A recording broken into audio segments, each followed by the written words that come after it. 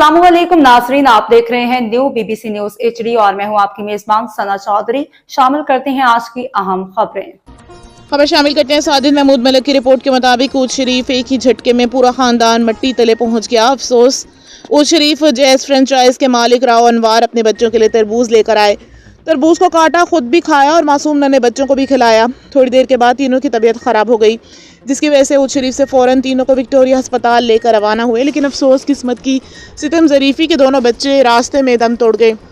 तरबूज जहरीला था। फूड पॉइजनिंग की वजह से दोनों नन्हे फूल अल्लाह के पास जा पहुंचे। इसके बाद जब विक्टोरिया अस्पताल में इनके वालिद को दाखिल किया गया तो वो भी कुछ देर के बाद दम तोड़ गए। एक ही लम्हे में अनवार और इसकी फैमिली अल्लाह के पास जा पहुंची। जब तरबूज लिया जाता है तो कोशिश करें कि साया में पड़े रहने वाला तरबूज लें, पहले से कटा हुआ या गंदी टाकी लगा हुआ तरबूज ना लें, वरना बहाना बन जाता है। हम इन बच्चों और इनके वालिद की वफात पे अफसरदा हैं। आप बताएं कि फूड पॉइजनिंग क्यों होती है? क्या तरबूज पे दूध पीने से इंसान मर जाता है?